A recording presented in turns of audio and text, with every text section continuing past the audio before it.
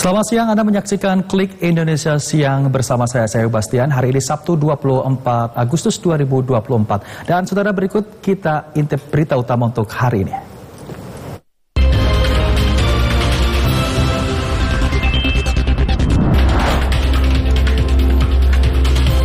Presiden Joko Widodo mengatakan pemerintah akan mengikuti putusan MK dan tidak ada rencana lainnya.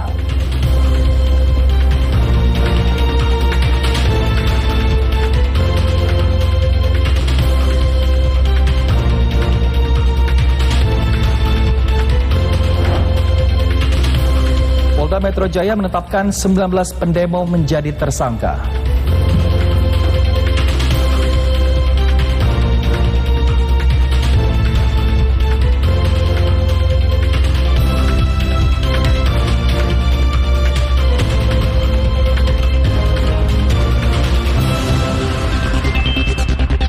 Saudara, di hari spesial ulang tahun TVRI ke-62, Klik Indonesia Siang kedatangan tamu istimewa, penyiar senior yang pernah menemani pemirsa setia TVRI di era 90-an. Suaranya yang khas sering kita jumpai di siaran dunia dalam berita dan juga buletin berita TVRI lainnya. Langsung saja saya akan panggilkan partner saya untuk hari ini, yaitu Mbak Dian Budiargo. Selamat siang, Mbak Dian. Selamat siang, Mas Ami. Sehat selalu ya, Mbak Dian. Puji Tuhan, ya. alhamdulillah. Silakan, Mbak Dian. Aduh, ini deg-degannya udah dari tadi. Deg-degannya apa? Kalau Mbak Dian deg-degan, apa kabar siang ini, Mbak Dian? Oke, sudah 21 tahun meninggalkan TVRI, meninggalkan studio ini, dan surprise sekali. Makin oke. Kita sebelum ke berita selanjutnya, saya ingin bertanya bagaimana kesan-kesannya Mbak Dian datang lagi ke studio TVRI di tahun 2024 ini? Pastinya senang dan terima kasih sekali bahwa saya diundang dan punya kesempatan untuk menyapa pemirsa dimanapun Anda berada di seluruh Indonesia, bahkan beberapa ada di luar negeri ya, karena channelnya sampai di sana. Mudah-mudahan saya nggak deg-degan lagi, bisa membacakan berita dengan baik. Itu ya Mas Ami ya. Oke, baik. Mbak Dian, kita akan ngobrol-ngobrol lagi, tapi sebelumnya kami akan ajak Anda untuk melihat sekilas siaran Dian Budiargo di masa lalu. Ini dia cuplikannya.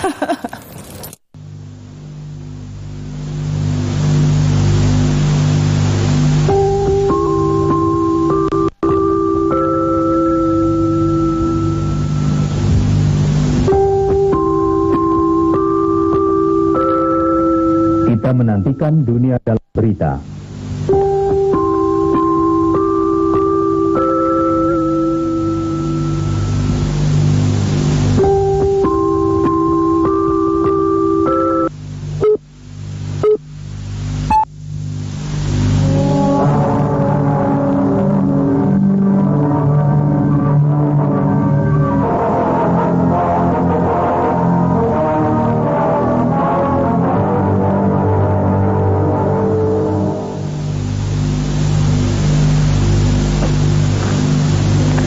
Malam, pemimpin spiritual Iran, Ayatullah Ruhollah Khomeini, meninggal dunia tadi malam karena menderita komplikasi akibat operasi 12 hari lalu.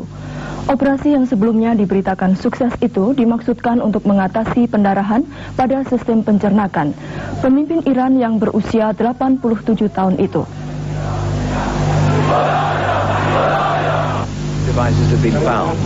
Kedutaan Besar Uni Soviet di London menuduh Dinas Rahasia Inggris menanam alat penyadap suara di gedung perdagangan Soviet di London dan di tempat tinggal diplomat Soviet. Namun sejauh ini pemerintah Inggris membantah tuduhan itu. Setelah berita olahraga, dunia dalam berita kami akhiri dengan sebuah berita dari tanah air tentang kue coklat. Siapa sangka Dian Budiargo sudah berada di samping saya pada kesempatan hari ini. Itu tahun 90-an. Oke. Flashback nih Mbak Dian. Sebelum kita mengawali berita di Klik Indonesia Siang hari ini, bagaimana perasaan Mbak Dian akhirnya kembali lagi di studio TVRI dan apa yang dikangenin dari Mbak Dian?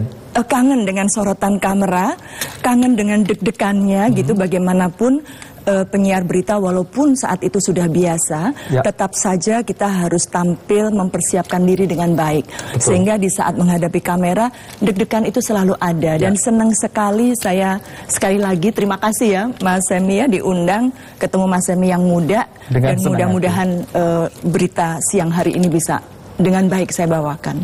Terima kasih Mbak Dian. Berhubung tadi Mbak Dian sudah mengatakan kangen, ingin membacakan berita lagi. Berita pertama kita akan langsung Mbak Dian yang akan membacakan. Bagaimana Mbak? Oke, yang soal Presiden Betul Joko sekali. Widodo, Presiden kita. Oke, siap. Oke, kecoba ya. Oke.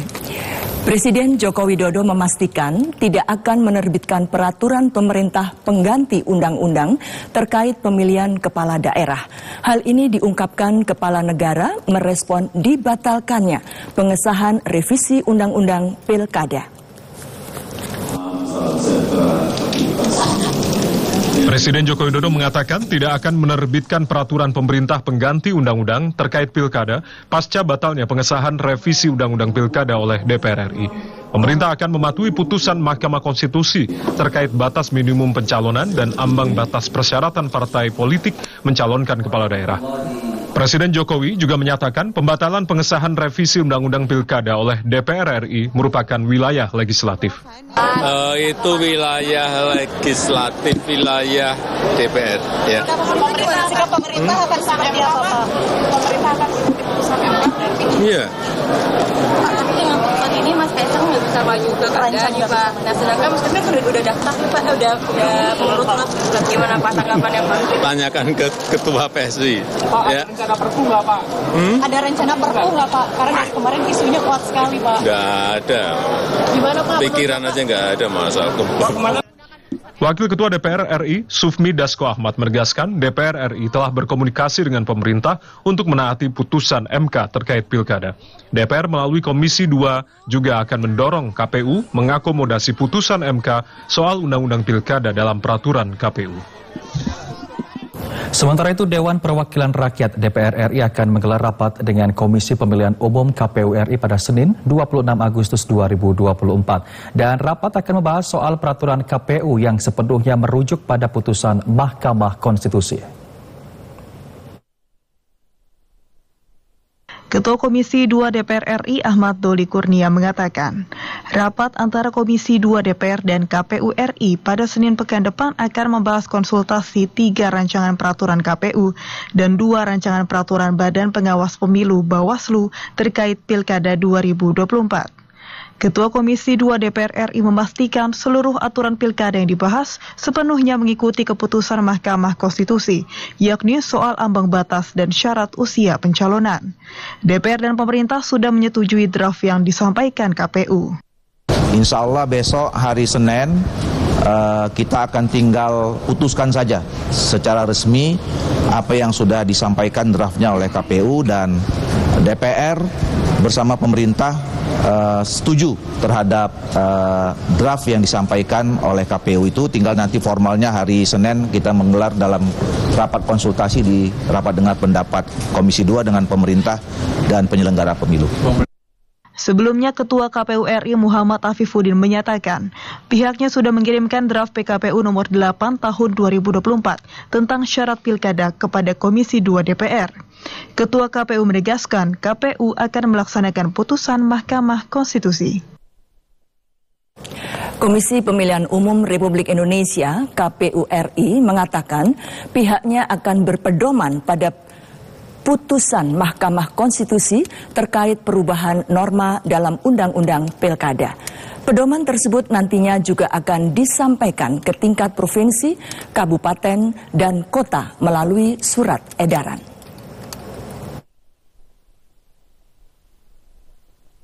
Ketua Komisi Pemilihan Umum Republik Indonesia Muhammad Afifuddin mengatakan KPU RI telah melakukan langkah-langkah untuk menindaklanjuti putusan MK dalam melakukan perubahan PKPU nomor 8 tahun 2024 sesuai dengan mekanisme pembentukan peraturan perundang-undangan. Ketua KPU menyatakan KPU Provinsi dan KPU Kabupaten Kota akan melaksanakan tahapan pengumuman pendaftaran pasangan calon tanggal 24 hingga 26 Agustus 2024 yang substansinya harus memperhatikan putusan Mahkamah Konstitusi. Ketua KPU RI Muhammad Afifuddin menjelaskan pihaknya sudah melakukan langkah-langkah dalam menindaklanjuti 2 putusan MK tersebut untuk dituangkan dalam perubahan peraturan KPU atau PKPU nomor 8 tahun 2024 tentang pilkada. Perubahan tersebut akan dilakukan sesuai dengan mekanisme peraturan perundang-undangan. Pemilihan di daerah khusus dalam pendaftaran pasangan calon memperhatikan putusan Mahkamah Konstitusi tersebut, kecuali diatur atau ditentukan lain oleh peraturan perundang-undangan yang mengatur mengenai kekhususan daerah tersebut.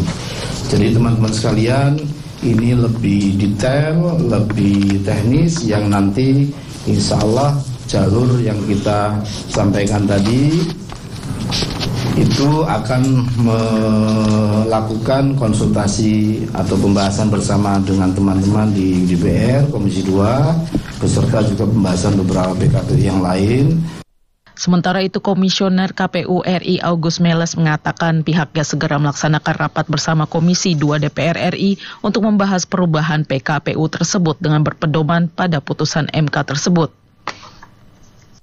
Saudara, KPU RI akan menggelar rapat konsinyering untuk membahas peraturan KPU, PKPU mengenai pencalonan kepala daerah di Pilkada mulai hari ini, Sabtu 24 Agustus hingga Senin 26 Agustus 2024.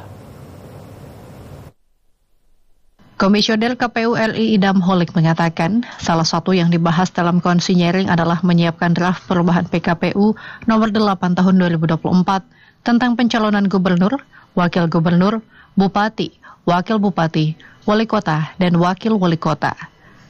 Idam memastikan draft PKPU nomor 8 akan dibahas dengan merujuk putusan Mahkamah Konstitusi tentang syarat pencalonan kepala daerah yang dibacakan pada Selasa 20 Agustus 2024. Komisioner KPU RI Idam Holik mengatakan draft yang ada saat ini sudah diserahkan ke DPR RI. Selanjutnya KPU RI akan melakukan rapat dengar pendapat LDP dengan Komisi 2 DPR RI untuk membahas draft perubahan PKPU tersebut pada Senin 26 Agustus. Idam Holik juga membagikan surat yang berisi penjelasan soal tahapan pendaftaran calon kepala daerah. Dalam surat tersebut dijelaskan bahwa KPU RI meminta agar KPU Provinsi dan KPU Kabupaten Kota dalam penyelenggaraan tahapan pendaftaran pasangan calon memedomani amar putusan Mahkamah Konstitusi nomor 60/PUU Strip 22/2024 dan pertimbangan hukum nomor 70/PUU Strip 22/2024 tanggal 20 Agustus 2024. Saudara, Komisi Pemilihan Umum Republik Indonesia menegaskan putusan Mahkamah Konstitusi nomor 70 PUU 22 tahun 2024 akan dikomodasi dalam revisi PKPU nomor 8 tahun 2024. KPU juga memastikan syarat usia minimal calon kepala daerah dihitung sejak penetapan pasangan calon. Waalaikumsalam. Selamat siang, salam sejahtera buat kita semua. Ketua Komisi Pemilihan Umum Republik Indonesia atau KPU RI Muhammad Afifuddin menyatakan pemenuhan usia minimal calon kepala daerah terhitung sejak penetapan pasangan calon. KPU RI memastikan putusan Mahkamah Konstitusi akan diakomodasi dalam revisi PKPU nomor 8 tahun 2024. Hal tersebut disampaikan Ketua KPU RI Muhammad Afifuddin di kantor KPU Menteng, Jakarta Pusat. Ketua KPU Muhammad Afifuddin menyatakan pihaknya akan mengubah pasal 15 dalam PKPU nomor 8 tahun 2024 terkait syarat usia paslon akan mengikuti putusan Mahkamah Konstitusi. Selain itu, KPU RI juga akan mengubah formulir pernyataan calon dalam lampiran PKPU tersebut. KPU RI akan mengirimkan surat edaran kepada jajarannya di KPU daerah untuk melaksanakan pendaftaran paslon dengan mempedomani putusan MK. Pengumuman pendaftaran paslon akan dilakukan 24 hingga 26 Agustus 2024.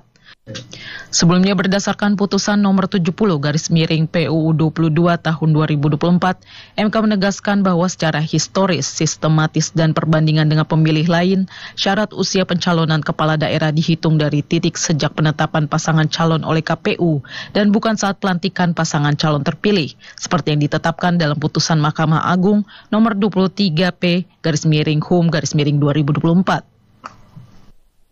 Saudara, Presiden Joko Widodo merespon aksi unjuk rasa yang dilakukan oleh sejumlah elemen masyarakat terkait dengan penolakan pengesahan RUU Pilkada yang berlangsung di sejumlah daerah di tanah air. Kepala negara menilai aksi tersebut sebagai bentuk dari aspirasi rakyat.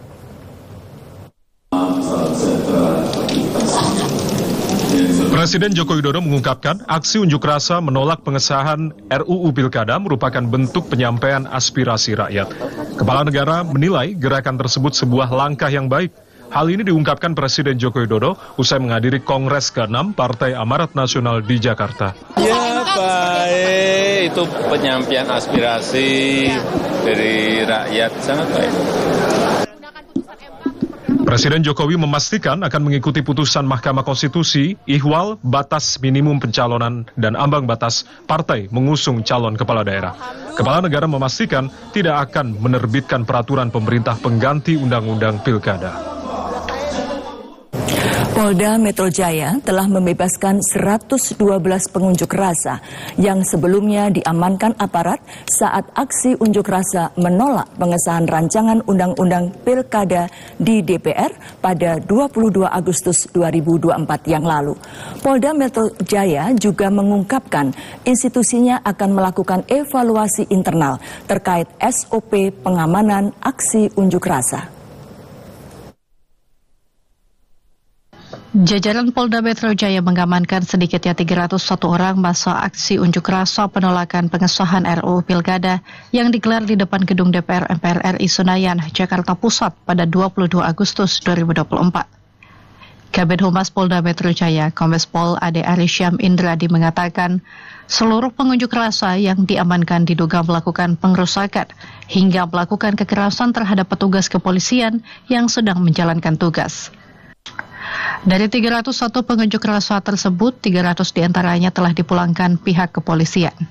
Nah, ini masih ada yang sudah dipulangkan setelah selesai dilakukan klarifikasi, namun ada beberapa yang belum karena proses pengambilan keterangan ini juga membutuhkan waktu, ya. Di sisi lain ada beberapa saksi dari masyarakat juga yang diambil keterangan. Kabid Humas Polda Metro Jaya, Kombes Pol Ade Arysyam Indradi juga menyatakan institusinya akan melakukan evaluasi internal terkait SOP pengamanan aksi unjuk rasa. Sementara itu, Wakil Ketua DPR RI Sufmi Dasko Ahmad mendatangi Polda Metro Jaya menjenguk pengunjuk rasa yang ditahan di Polda. Sufmi Dasko didampingi Wakil Ketua Komisi 3 DPR RI Habibur Rahman menandatangani jaminan pembebasan terhadap 50 orang pengunjuk rasa yang ditangkap pada 22 Agustus 2024 lalu. Kami sudah melihat adik-adik yang di dalam dan melihat keadaan hampir seluruhnya dalam keadaan baik, dan tadi kami sudah minta kepada pihak kepolisian dalam hal ini Pak Wakapolda dan Direktur Kriminal Umum untuk dapat segera dipulangkan, dan kami tadi sudah menandatangani surat sebagai penjamin agar adik-adik ini bisa kembali ke rumah ke keluarganya masing-masing. Dasko juga membeberkan kondisi pendemo yang ditangkap saat ini dalam kondisi baik. Hanya ada beberapa yang mengalami luka-luka. Dasko juga mengatakan 50 orang yang dibebaskan tersebut tidak terbukti melakukan pelanggaran berat. Polda Metro Jaya menetapkan 19 orang pengunjuk rasa sebagai tersangka pasca aksi penolakan revisi Undang-Undang Pilkada di sekitar gedung DPR MPR RI. Mereka ditetapkan sebagai tersangka karena diduga merusak pagar kompleks DPR RI dan melawan petugas. Kabid Humas Polda Metro Jaya, Kombes Pol Ade Arysyam Indradi mengatakan pihaknya telah menetapkan 19 orang pengunjuk rasa sebagai tersangka buntut aksi unjuk rasa pada Kamis 22 Agustus 2024. Kombes Pol Ade Arysyam Indradi menyebutkan satu orang ditetapkan sebagai tersangka karena diduga merusak pagar kompleks gedung DPR. Sedangkan 18 orang lainnya ditetapkan sebagai tersangka karena melawan dan tidak mematuhi arahan petugas. Ade menuturkan 19 orang tersebut tidak ditahan karena pihak keluarga menjamin para tersangka tidak melakukan tindakan anarkis. Secara rinci, Polda Metro Jaya menangkap 50 orang, Polres Metro Jakarta Timur 143 orang, Polres Jakarta Pusat 3 orang, dan Polres Metro Jakarta Barat 105 orang. Ade mengatakan mereka yang ditangkap diduga mengganggu ketertiban, merusak fasilitas umum hingga menyerang petugas. Dari ratusan pengunjuk rasa yang ditangkap, hanya tersisa satu orang lagi yang belum dipulangkan karena masih dalam proses pemeriksaan. Saudara Menteri Perdagangan Zulkifli Hasan resmi terpilih kembali menjadi Ketua Umum Partai Amanat Nasional. Penetapan Ketua Umum PPP PAN untuk periode 2024-2029 melalui Kongres ke-6 PAN yang berlangsung Jumat malam 23 Agustus 2024. Seluruh kader Partai Amanat Nasional dalam Kongres 6 PAN secara aklamasi menetapkan Zulkifli Hasan kembali sebagai Ketua Umum PAN. Pemilihan dan penetapan Zulhas sebagai Ketua Umum ini dipercepat sehari dari jadwal seharusnya. Zulkifli Hasan menjadi calon tunggal dalam bursa pemilihan Ketua Umum PAN periode 2024 hingga 2029. Sebanyak 38 DPW dan 514 DP disepakat mendukung Zulhas menjadi Ketua Umum PAN. Wakil Ketua Umum PAN Viva Yoga Mauladi menyatakan Zulhas sudah memenuhi semua syarat, baik persyaratan umum dan syarat khusus. Sebelumnya, penetapan Ketua Umum DPP PAN sudah melalui sidang pleno 1 sampai pleno 6. Ya, saudara, sejumlah informasi lainnya akan kami hadirkan usai jeda berikut. Untuk itu, tetaplah bersama kami di Klik Indonesia Siang.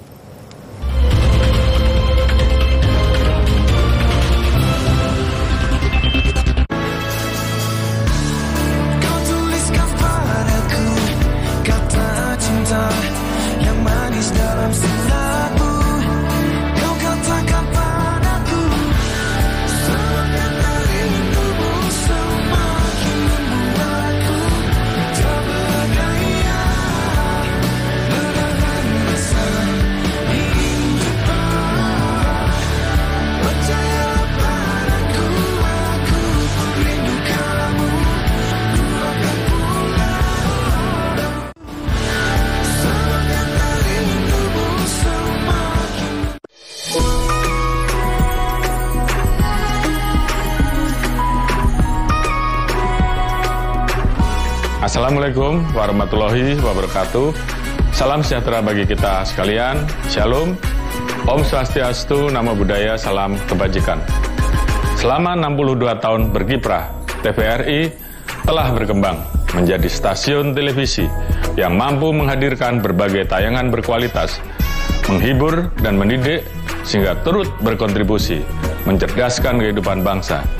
Pada kesempatan yang berbahagia ini, saya, Jenderal Polisi Dr. Andes Listio Sigit Prabowo MSI, Kepala Kepolisian Negara Republik Indonesia, mengucapkan selamat ulang tahun ke-62 TVRI melalui tema TVRI Berkarya Merawat Bangsa. Semoga semakin kreatif, terpercaya, serta berperan penting menjadi media pemersatu bangsa sebagai modal utama mewujudkan visi Indonesia Emas 2045. Sekian dan terima kasih. Wassalamualaikum warahmatullahi wabarakatuh. Om Santi, Santi, Santi Om. Salam presisi.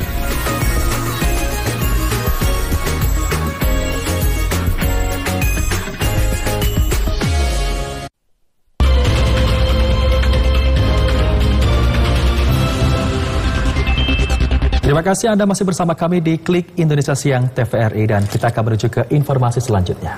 Oke. Memperingati hari lahir TVRI yang ke-62 tahun yang jatuh tepat pada hari ini 24 Agustus 2024, karyawan TVRI melakukan pendakian khusus ke puncak Gunung Prau, Jawa Tengah untuk merayakan dan mengucapkan selamat hari jadi TVRI di atas ketinggian 2.565 meter.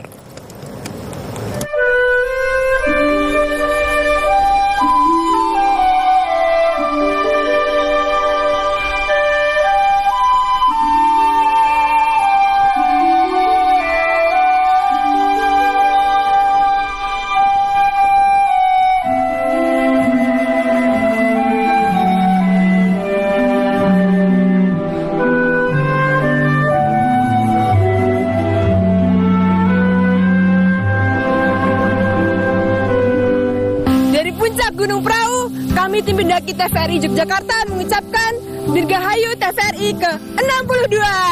Berkarya merawat bangsa.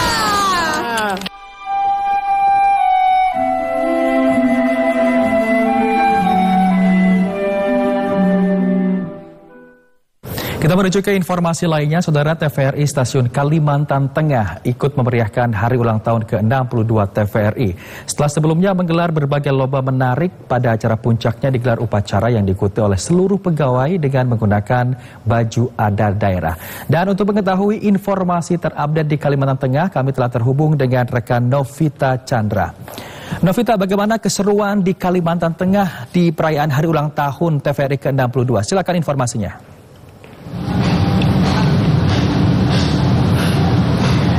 Sebi dan pemirsa, dengan menggunakan baju adat khas daerah, para pegawai TVRI Stasiun Kalimantan Tengah melaksanakan upacara peringatan Hari Ulang Tahun ke-62 TVRI. Upacara dipimpin langsung Kepala Stasiun TVRI Kalimantan Tengah Holil Azmi. Dalam sambutannya, ia menyampaikan tentang pentingnya memupuk semangat dalam melaksanakan tugas dan menghadapi berbagai tantangan pekerjaan di era modern seperti saat ini. Pada peringatan Hari Ulang Tahun ke-62 TVRI, seluruh stasiun TVRI di daerah se-Indonesia turut merayakannya tanpa terkecuali TVRI Kalimantan Tengah yang sebelumnya juga menggelar berbagai lomba menarik yang bertujuan untuk merawat kebersamaan dan menjaga kekompakan.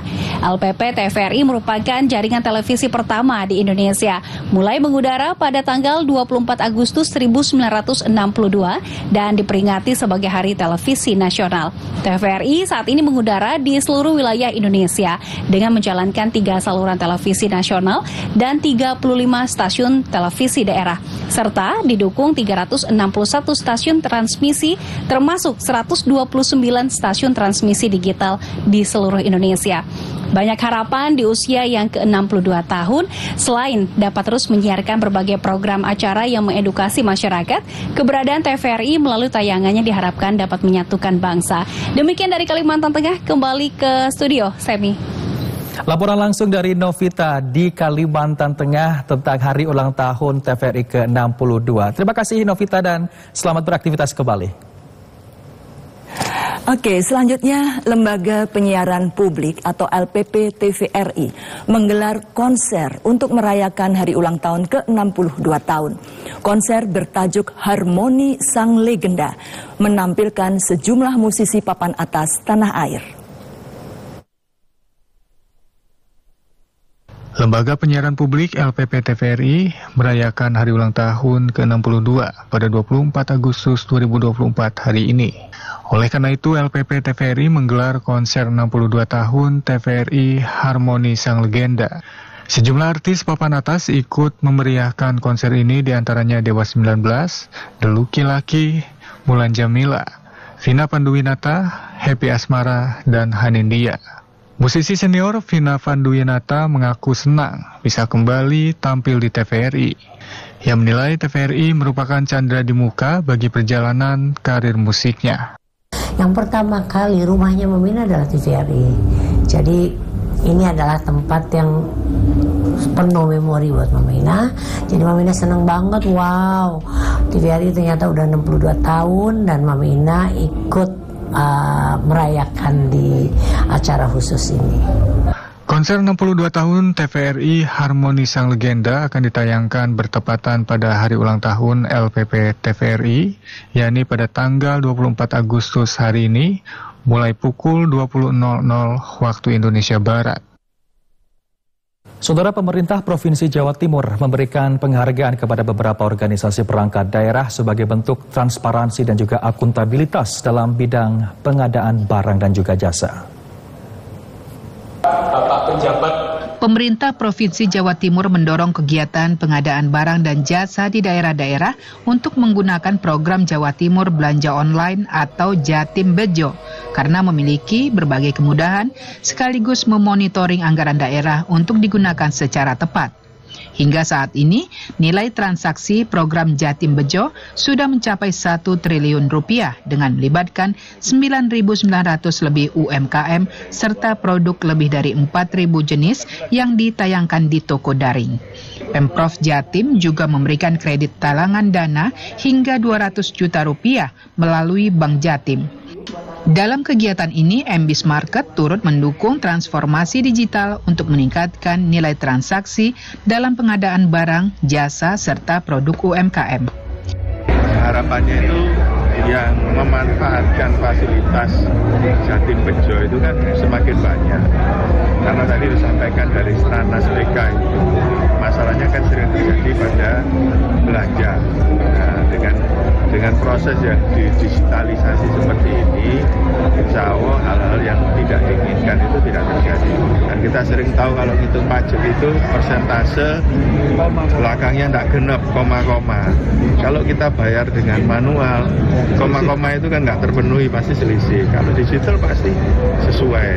Nah, ini. Jadi dalam hal ini selama hampir 3-4 tahun belakangan ini, MB selalu memberikan fitur-fitur terbaru untuk terus membantu pengadaan digital di mana kita bisa bersama-sama pemerintah daerah untuk memajukan UMKM platform website, tapi juga bisa melalui aplikasi di mana semua pengguna baik penyedia maupun penjual dalam hal ini bisa menggunakan secara mudah dan bisa diakses di mana saja dan kapan saja. Pemprov Jatim juga membuka peluang bagi pengusaha e-commerce untuk berpartisipasi dalam mekanisme pengadaan barang dan jasa.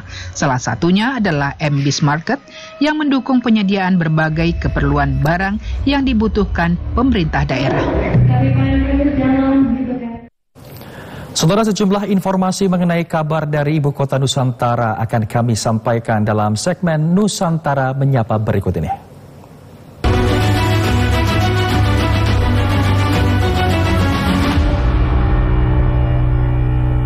Dan kita telah terhubung dengan rekan Elma Pratiwi langsung dari kawasan Ibu Kota Nusantara, Kalimantan Timur. Elma, silakan informasi Anda.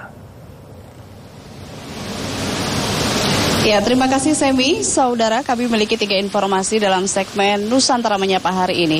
Yang pertama, pelaku usaha bidang properti akan mendukung perpindahan aparatur sipil negara atau ASN ke Ibu Kota Nusantara. Hal ini salah satunya dengan memberikan subsidi pembelian properti bagi para ASN di sejumlah wilayah penyangga Ibu Kota Nusantara. Tahap perpindahan aparatur sipil negara atau ASN ke Ibu Kota Nusantara akan dimulai dalam waktu dekat. Hal ini pun mendapat dukungan dari berbagai pihak termasuk dari pelaku usaha bidang pengembangan properti. Dukungan tersebut ditunjukkan dengan pemberian subsidi bagi ASN yang memiliki hunian di kawasan penyangga Ibu Kota Nusantara.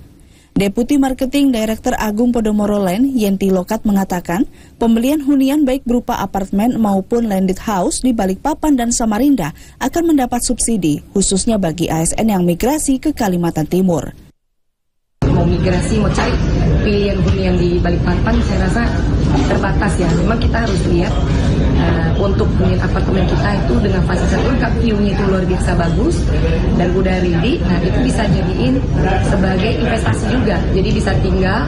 Tentunya kita akan memberikan harga yang spesial juga ya untuk teman-teman dari instansi pemerintah juga ya. Kalau misalnya memutuskan mengambil di proyek kami.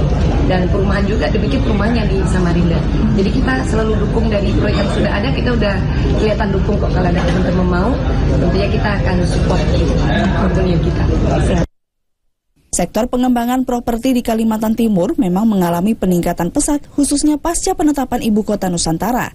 Selain sebagai tempat tinggal, pemilik juga dapat menjadikan properti sebagai aset untuk investasi masa depan. Hal ini turut memberi dampak positif terhadap perekonomian di wilayah setempat. Angki Kresensia, TVRI Nusantara melaporkan. Ya, selanjutnya Saudara, Otorita Ibu Kota Nusantara atau OIKN menjalin kolaborasi dengan sejumlah stakeholder dalam memastikan tumbuh kembang anak, termasuk juga melalui upaya pemenuhan gizi dan pendampingan kepada ibu hamil di Ibu Kota Nusantara. Otorita Ibu Kota Nusantara memberi perhatian serius terhadap tumbuh kembang anak di wilayah Ibu Kota Nusantara. Sebab anak menjadi generasi penerus bangsa yang akan mewujudkan generasi emas 2045. Hal itu dilakukan dengan menjalin sinergi dan kolaborasi bersama sejumlah stakeholder untuk memastikan anak bertumbuh dengan kecerdasan serta kesehatan jasmani dan rohani yang baik. Direktur Pelayanan Dasar Otorita IKN Suwito mengatakan upaya tersebut telah dilakukan sejak anak masih di dalam kandungan dengan memberikan pendampingan kepada ibu hamil. Selain itu, pihaknya juga berupaya mencukupi pemenuhan gizi anak dengan bantuan makanan bernutrisi. Kami sudah berkolaborasi dengan berbagai pihak, termasuk dengan Fakultas Kedokteran Universitas Indonesia yang melakukan pelatihan antenatal care atau ANC ya. Ibu hamil diberikan pemahaman ya bagaimana pentingnya menjaga kehamilan untuk pertumbuhan dan perkembangan janin. Memberikan protein gizi tinggi itu juga kami sudah lakukan ya, baik itu paket-paket pemberian telur ya, kemudian pemberian makanan yang lainnya ya. Saat ini Otorita Ibu Kota Nusantara juga bekerja sama dengan pemerintah daerah melalui Dinas Kesehatan dan Puskesmas di IKN untuk melakukan pemeriksaan kesehatan rutin serta memastikan kecukupan gizi ibu hamil dan anak di wilayah setempat. Angki dari Ibu Kota Nusantara melaporkan.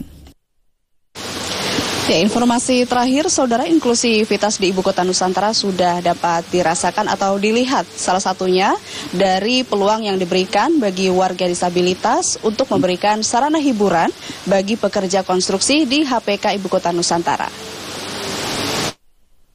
Ibu Kota Nusantara IKN dirancang sebagai sebuah kota masa depan yang tidak hanya modern dan berkelanjutan, tetapi juga inklusif, menciptakan lingkungan yang terbuka, adil dan setara bagi semua warga tanpa memandang latar belakang, kemampuan ataupun identitas. Hal ini dibuktikan dengan terbukanya peluang bagi masyarakat, khususnya warga yang disabilitas. Salah satunya sebut saja Pak Wahyu, seorang tunanetra namun mampu memberikan hiburan bagi para pekerja berupa organ tunggal di sebuah kantin di HPK. Bagaimana cara membuat para pekerja ini bisa betah. Jadi tidak hanya menonton, bekerja dan terus bekerja, tapi dengan kegiatan-kegiatan seperti hanya ada live musik yang ada di masa kecil ini, inilah mereka. Mbak Ewa bisa lihat tadi mereka dari para pekerja yang merasa happy dengan ikut menyanyi semua di sini juga karena ada musisi lokal yang kita panggil yang juga penyandang disabilitas. Ya alhamdulillah, biarpun sedikit-sedikit kita syukurin aja. Yang penting kan kita niatnya penghiburan. Kalau bisa ya pemerintah harus peduli kepada orang yang seperti saya ini, kalau bisa harus diutamakan gimana biar supaya lanjut gitu aja. Hadirnya hiburan seperti ini di HPK disambut antusias oleh para pekerja. Bahkan mereka berharap hiburan lainnya bisa lebih rutin dilakukan untuk melepaskan penat usai bekerja. Ya kalau misalkan habis pulang kerja kayak terhibur gitu, kayak ada live musik atau apa gitu. Ya pengennya sih kayak ada hiburan gitu, kayak setiap minggu, kayak biasa kayak di bawah kayak DJ atau apa, dangdut gitu. Ibu Kota Nusantara memberikan kesempatan seluas-luasnya bagi masyarakat untuk ikut andil baik dalam pembangunan maupun sarana lainnya seperti hiburan ini tanpa memandang latar belakang, sebab inklusivitas menjadi salah satu pilar utama dalam pembangunan Ibu Kota Nusantara. Elma Bintang dari Ibu Kota Nusantara melaporkan. Ya, demikian saudara 3 informasi yang dapat kami hadirkan dalam segmen Nusantara Menyapa hari ini. Kembali ke Semi di studio. Elma Pratiwi, terima kasih untuk informasinya langsung dari Ibu Kota Nusantara, Kalimantan Timur. Dan informasi tadi sekaligus menutup perjumpaan kita di segmen Ibu Kota Negara Menyapa.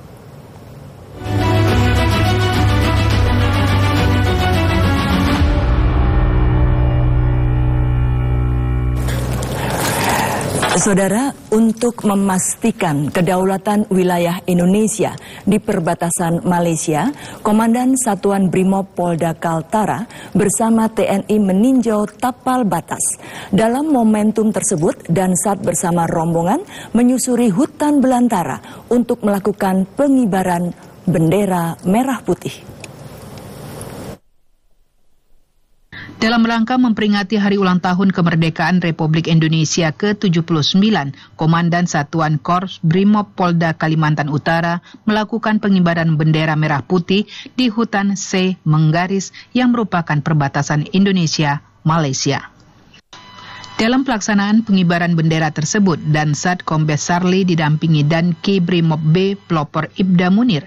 Sebelum menuju perbatasan, para personel Brimob harus menempuh perjalanan dari Nunukan dengan menggunakan speedboat menuju daratan Sei Menggaris. Dilanjutkan patroli menyusuri hutan perbatasan dengan berjalan kaki selama 2 hari 2 malam, serta melakukan pengecekan terhadap patok batas wilayah Indonesia, hingga akhirnya sampai di ujung perbatasan dan melakukan upacara pengibaran Sangsaka Merah Putih.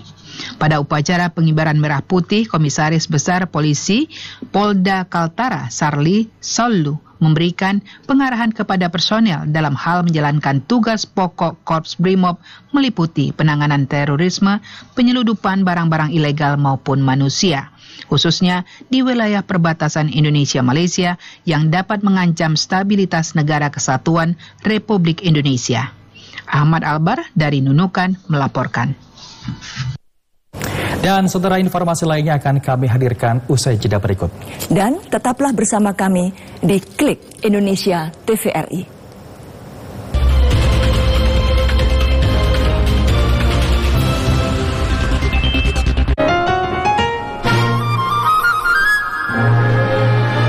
Di ulang tahunnya yang ke-62, kami Dewa 19 beberapa musisi di negeri ini bersama Indonesian Philharmonic Orchestra, terimalah persembahan kami, konser 62 tahun TVRI, Harmoni Sang Legenda.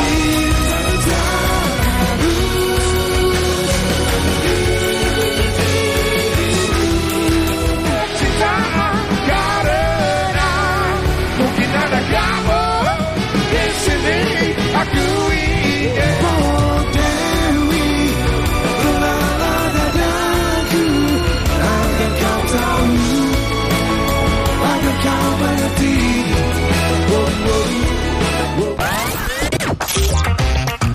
Menemani kemeriahan ulang tahun ke-62 TVRI, Tano Aura dan Indra Prasta kedatangan bintang tamu muda dan berbakat.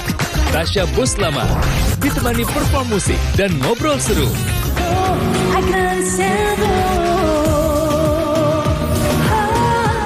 Hanya di Playback, berkarya merawat bangsa. Sabtu 24 Agustus 2024, pukul 23 waktu Indonesia Barat. Semarak ulang tahun ke-62, TVRI mempersembahkan Pesta 62 Tahun TVRI.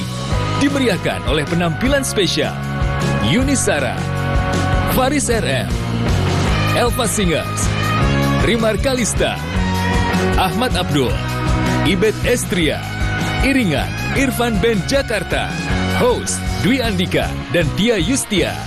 Pesta 62 tahun TVRI, Sabtu 24 Agustus 2024, pukul 15.30 waktu Indonesia Barat.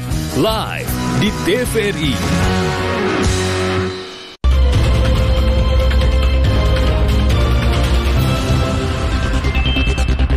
Saudara, terima kasih Anda masih tetap bersama kami di Klik Indonesia Siang TVRI. Kita menuju ke informasi selanjutnya. Geliat Pilkada Kota Medan jelang ditinggal Bobi Nasution yang akan maju pada pemilihan Gubernur Sumatera Utara mulai terlihat. Sejumlah calon mulai ditimbang-timbang oleh partai politik untuk diusung sebagai wali kota. Lalu siapa sajakah dan bagaimana tantangan wali kota Medan selanjutnya meneruskan pembangunan yang berkelanjutan dan belum selesai? Berikut informasinya untuk Anda.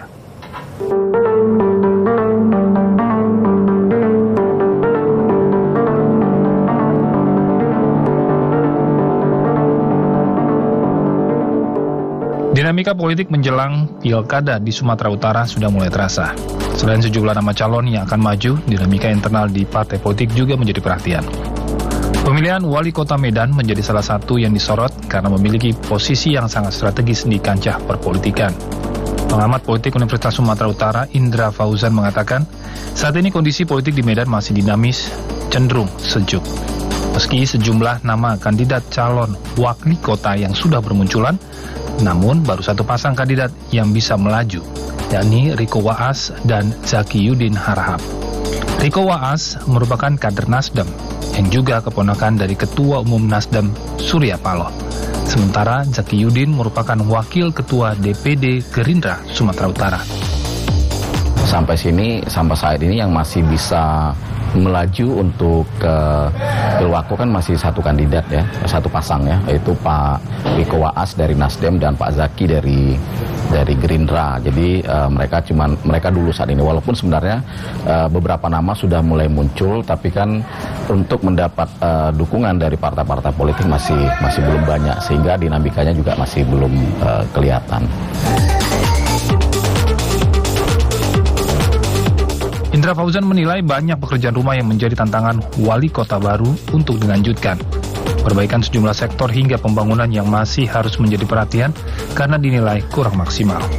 Di antaranya pembangunan stadion hingga lapangan Merdeka. Beberapa kegiatan-kegiatan yang bisa mereka teruskan untuk melanjutkan kerja-kerja dari Bobi Nasution. Misalnya kan banyak nih proyek-proyek yang memang belum selesai, seperti misalnya pembangunan stadion Teladan, Kebun Bunga, terutama juga lapangan Merdeka. Jadi saya rasa banyak PR juga bagi para kandidat yang akan datang.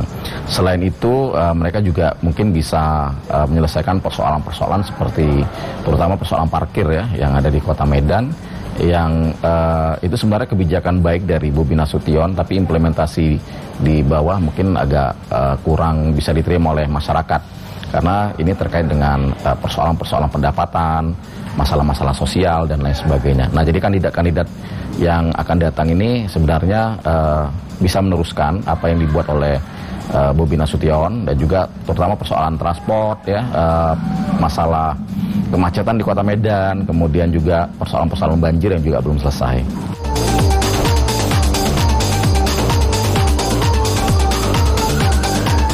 Majunya Bobi Nasution menjadwalkan diri sebagai calon gubernur Sumut dan akan bersaing dengan Edi Rahmayadi selaku petahana, diprediksi akan menjadi pembeda kontestasi Pilwakot Medan kali ini, jika dibandingkan pada Pilwakot sebelumnya.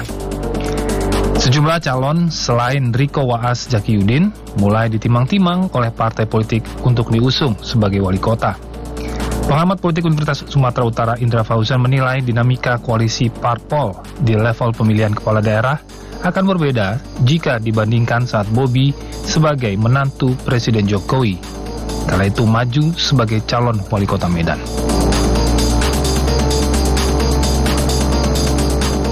Saya rasa agak beda ya, karena kan kalau Pilgubsu ini Pilgub ya, mungkin Pilgub akan dilihat sebagai representasi dari koalisi elit di nasional ya, misalnya Kim Plus ya, itu sudah didahului di Medan, di Sumatera Utara dengan partai-partai politik yang mendukung Bobi Nasution, tapi sepertinya kalau saya melihat bahwa di kabupaten kota itu agak lebih sedikit mencair ya, walaupun sebenarnya kota Medan ini kan sebagai ibu kota di Sumatera Utara, kemudian jumlah penduduknya cukup banyak dan juga representasi masyarakatnya sangat banyak. Jadi saya rasa dinamikanya juga akan terus berkembang ya. Makanya saya bilang tadi kemungkinan ada 2-3 kandidat yang akan muncul di perhelatan Pilwako sekarang ini.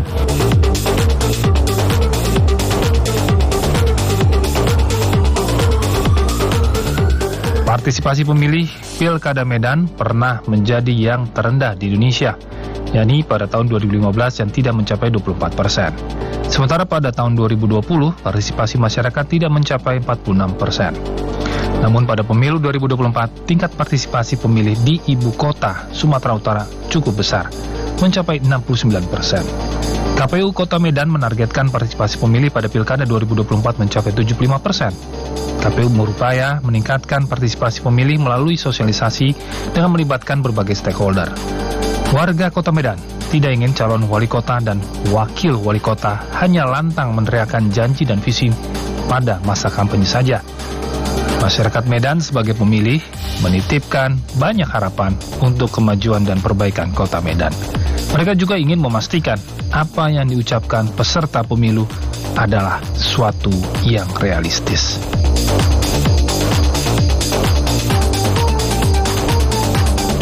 Ya, harapannya untuk ke depannya kalau bisa angkutan untuk diperhatikan dan sesuai dengan apa tarif ongkos sama apa subsidi minyaknya harus ditegakkan lagi tuh. Kami mahasiswa terutama ya selalu berharap kepada pemerintah setempat untuk memperhatikan kami, baik itu dari segi kami kan dari kalangan menengah ke bawah tentu berharap bahwa adanya bantuan-bantuan yang tepat sasaran, sehingga kami berharap adanya pemimpin yang adil supaya semua anak muda bisa belajar dengan baik. Kami mau berharap ya kami setelah tamat dari perkuliahan dibuka lowongan pekerjaan. Kemudian untuk kalangan menengah ke bawah tentunya masyarakat banyak berharap penuh terhadap pemerintahan untuk lebih memperhatikan. Jangan hanya berjanji manis, janji sana sini, visi misi nggak dijalankan. Ya, semoga pemimpin yang baru itu lebih memperhatikan seperti kita nih janda-janda yang susah ya kan. Bantuan-bantuan ya seperti ya gimana saya bilangnya, sembako, bantuan untuk anak sekolah, pendidikan, kesehatan gitu, biar dipermudah kalau kita mau berobat gitu. Untuk daerah Marela dan Yor Sudarso itu lampunya kadang lampu jalannya mau mati gitu, kadang mau mati dia, redup dia, habis hari ini redup besok hidup, besoknya lagi mati. Baru untuk kemacetannya bolehlah agak diperhatikan juga untuk parkir liarnya Bapak, boleh diperhatikan ya karena masih banyak sekali parkir liar di Medan ini Pak. Oke Pak, segitu saja, terima kasih.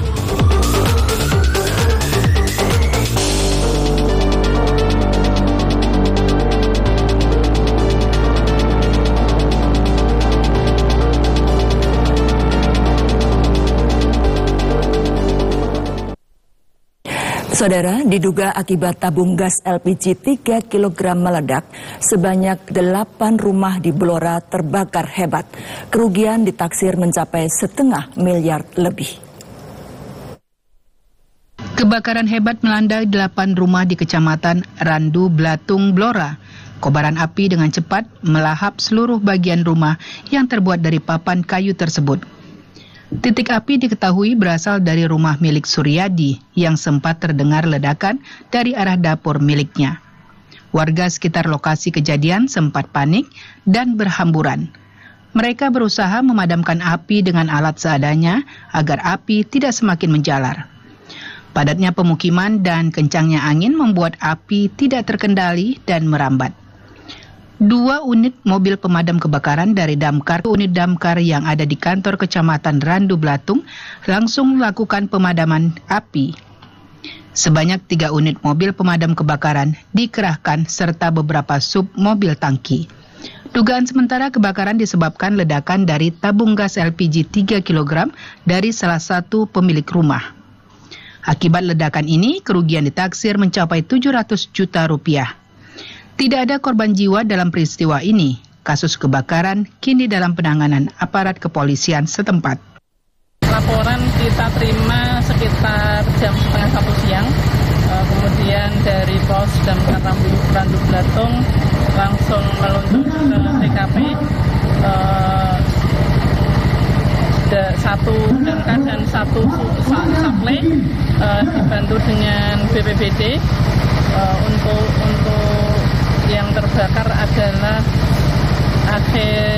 jumlah air 8 rumah 3 kakak. Kerugian sekitar ratusan juta. Ratusan juta. Petugas dari Kepolisian Sektor Randu Blatung langsung melakukan olah TKP. Beberapa barang bukti diamankan meliputi 1 buah potongan kayu bekas terbakar, 1 buah tabung gas LPG, 1 buah tutup regulator, beserta selang regulator. Kita beralih ke informasi lainnya, saudara. Sejumlah seniman di Kabupaten Magelang menggelar aksi teatrikal bertajuk Pepadang Kapitayan di pelataran Candi Borobudur. Dan kegiatan ini menjadi rangkaian perhelatan Rawat Borobudur ke-22 tahun dalam upaya menggali nilai spiritual. Di bawah terik matahari, sejumlah seniman menggelar doa dan teatrikal Pepadang Kapitayan. Mereka duduk lesehan di atas lembaran kain putih yang melingkari batu prasasti Soeharto di zona 1 pelataran Candi Borobudur. Pepadang kapitayan atau ungkapan sebuah harapan terhadap sesuatu agar menjadi terang oleh seniman M. Taufik asal Kendal seakan menjadi untayan doa yang hikmat. Teatrikal Pepadang Kapitayan ini digelar dalam rangkaian perhelatan Kongres Borobudur kedua yang digelar komunitas Brayat Panangkaran Borobudur. Kapitayan menjadi bagian penting dari nilai spiritual dan pemanfaatan Candi Borobudur karena sebelum agama Buddha, Hindu dan macam-macam kepercayaan lainnya berkembang, masyarakat Jawa sudah mengenal Kapitayan. Kami beri judul Pepadang Kapitayan, yang maksudnya kita berharap pada Tuhan Borobudur ini bisa memberikan sinar pemberdayaan. Bagaimana Borobudur ini juga memberikan kemanfaatan, kemaslahatan bagi umat semuanya.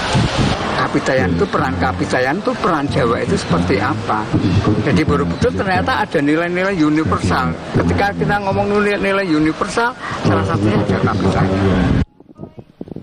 Prosesi Pepadang Kapitayan yang juga menjadi rangkaian perhelatan budaya Ruat Rawat Borobudur ke-22 juga menjadi atraksi menarik bagi wisatawan yang tengah berkunjung di Candi Borobudur. Agus Munasir, TVRI Jawa Tengah. Dan saudara, informasi tadi sekaligus menutup perjumpaan kita di Klik Indonesia Siang TVRI. Sebelum kita pamitan nih, saya ingin bertanya sama Mbak Dian. Ada yang ingin disampaikan kah Mbak Dian untuk TVRI? Nggak kerasa 1 jam siaran, rasanya mau lagi ya. Terima kasih TVRI sudah memberikan kesempatan saya untuk tampil kembali di hadapan pemirsa dimanapun Anda berada. TVRI tetaplah menjadi yang terbaik dan akurat dalam menyampaikan informasi untuk kecerdasan anak bangsa. Itu aja ya. Oke. Baik, terima kasih Mbak Dian. Iya, oke. Dan akhirnya saya Dian Budiargo dan juga saya Bastian mengucapkan terima kasih atas kebersamaan Anda. Sampai jumpa dan Dirgahayu Televisi Republik Indonesia.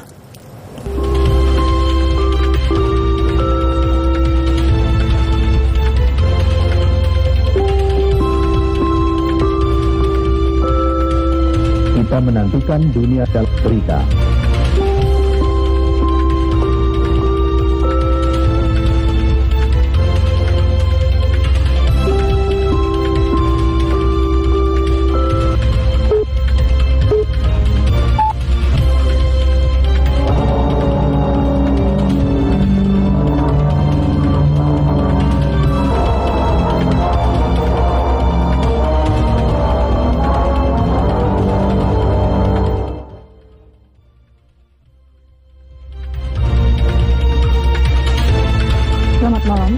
Pemimpin spiritual Iran, Ayatullah Ruhollah Khomeini, meninggal dunia tadi malam.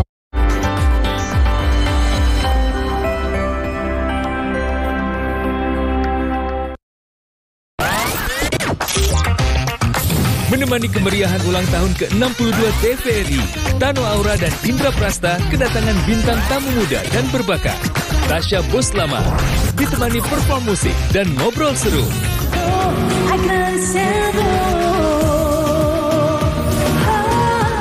Hanya di Playback, berkarya merawat bangsa. Sabtu 24 Agustus 2024, pukul 23 waktu Indonesia Barat. Jalannya licin juga ya Pak Kades.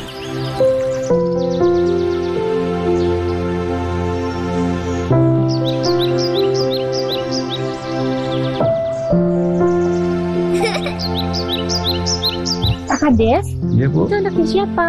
Itu anaknya Pak Medi Bu dokter. Oh, bisa antar kami ke rumah Pak Medi? Boleh, boleh. Mari, mari.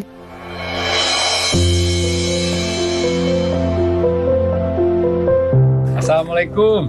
Waalaikumsalam. Silakan masuk. Terima kasih.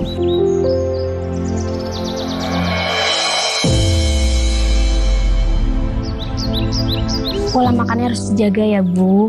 Harus dengan gizi yang seimbang. Jangan lupa periksa kehamilannya secara teratur. Jaga kehamilan istrinya, Pak. Bila dibiarkan akan stunting. Selain pada ibu hamil, stunting juga dapat dicegah pada anak berusia di bawah 2 tahun melalui berikan ASI eksklusif hingga bayi berusia 6 bulan, pantau terus tumbuh kembang anak dengan cara rutin setiap bulan dibawa ke posyandu, kemudian berikan makanan pendamping ASI yang bergizi